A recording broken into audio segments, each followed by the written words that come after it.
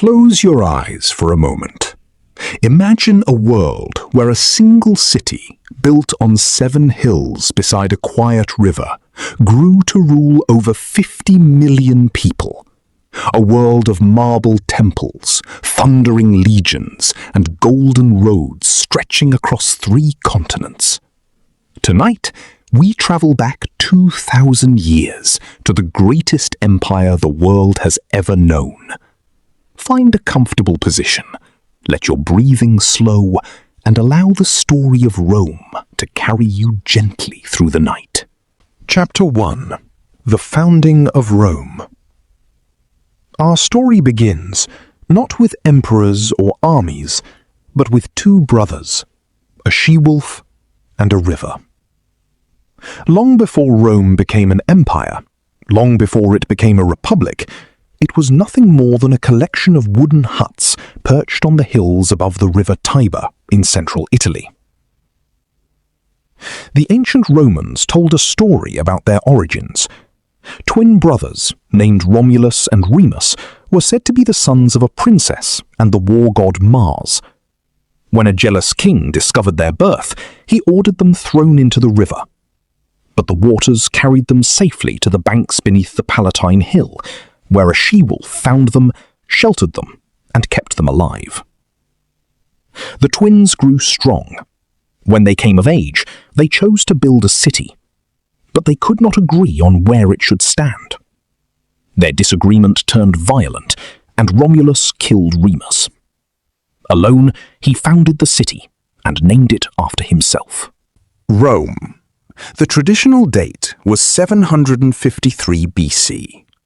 In reality, the story was slower and more gradual. Small farming communities had existed on those hills for centuries. Over time, they merged, sharing land, trade, and protection. The hills offered defense, and the river offered life and trade. In its early years, Rome was ruled by kings.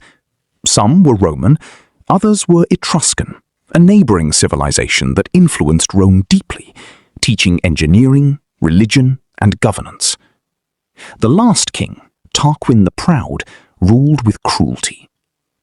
In 509 BC, the people rose against him, drove him out, and swore never to be ruled by a king again. And so, the Roman kingdom ended. Something new was about to begin. Chapter 2. The Roman Republic. The Romans called their new system res publica, the public matter. Power was no longer held by one man. Instead, it was shared.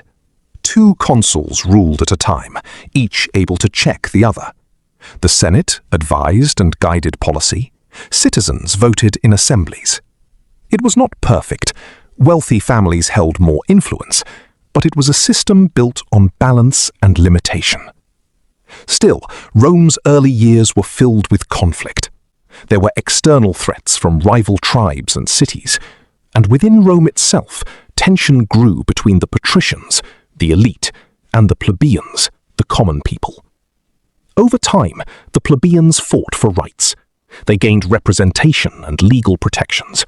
Laws were written down and made public. Rome grew stronger. Then came Carthage. A powerful rival across the Mediterranean, Carthage clashed with Rome in a series of wars known as the Punic Wars. The most dangerous moment came when the general Hannibal led an army across the Alps into Italy, winning devastating victories. Rome nearly fell, but it endured. Eventually, Rome defeated Carthage completely and became the dominant power in the Mediterranean. Yet victory brought new problems. Wealth and slaves flooded into Rome. Inequality grew. Small farmers lost land. Political tensions increased. Reformers attempted change and were killed. The Republic began to fracture. And into this instability stepped a man who would change everything: Julius Caesar. Chapter 3. The Rise of Julius Caesar. Julius Caesar was ambitious, intelligent, and relentless. He rose through politics, forming alliances with powerful figures. Eventually, he gained control of Gaul, where he led campaigns that expanded Rome's territory and increased his fame. Back in Rome, his growing power alarmed the Senate. When ordered to give up his army, Caesar refused. Instead, he crossed the Rubicon River, an act of rebellion. Civil war followed. Caesar defeated his enemies and became the dominant force in Rome. He implemented reforms, reorganized systems, and expanded citizenship. But many feared he was becoming a king. In 44 BC, he was assassinated by senators who believed they were saving the Republic. They were wrong. His death triggered more chaos, and from that chaos emerged a new leader, Octavian, later known as Augustus. Chapter 4. The Age of Augustus. Augustus brought stability. He maintained the appearance of the Republic while holding ultimate power. Carefully, quietly, he became Rome's first true emperor. Under his rule, Rome entered a golden age known as the Pax Romana. Trade flourished, roads connected vast lands, cities expanded, art and literature thrived. Rome became a city of marble. Augustus built systems that strengthened the empire, military, administrative, and economic. When he died, he left behind a powerful, stable empire, one that would endure for centuries. Chapter 5. The Height of the Roman Empire. The empire continued to grow. Some emperors were wise, others were cruel. Yet the system held. Infrastructure expanded. Aqueducts carried water. Roads connected continents. Law became structured and influential. At its peak, the empire stretched across vast territories, governing millions. But beneath the surface, cracks began to form. Plague spread. Borders were threatened. Pressure increased. The strength of Rome was being tested. Chapter 6. The Beginning of the Decline. The 3rd century brought chaos. Emperors rose and fell rapidly. Many were overthrown or killed. Stability weakened. Enemies pressed in from all sides. Reforms were attempted. The empire was divided for easier management. Constantine later rose to power and made a historic decision. He embraced Christianity and reshaped the empire's identity. A new capital Later rose to power and made a historic decision. He embraced Christianity and was founded, Constantinople. But despite reforms, the empire struggled.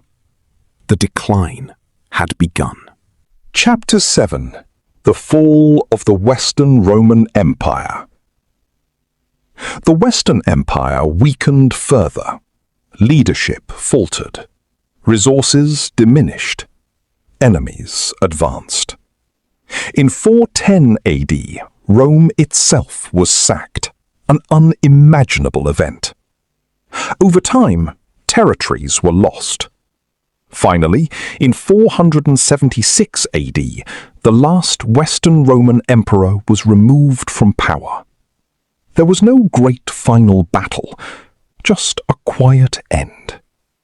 The Western Roman Empire was gone, but the eastern half endured for centuries more. Chapter 8. The Legacy of Rome. Rome did not truly disappear. Its influence remains everywhere. In law, in language, in architecture, in government.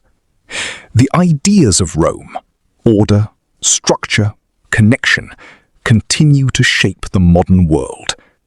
Even today, the echoes of Rome can be felt in the systems we live under, in the words we speak, in the cities we build.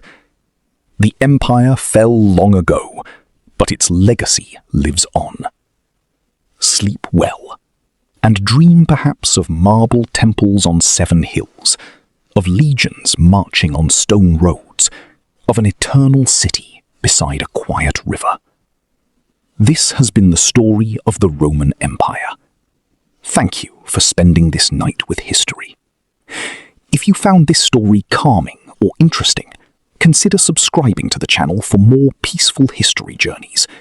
You can also leave a like or a comment. It truly helps more people discover these stories.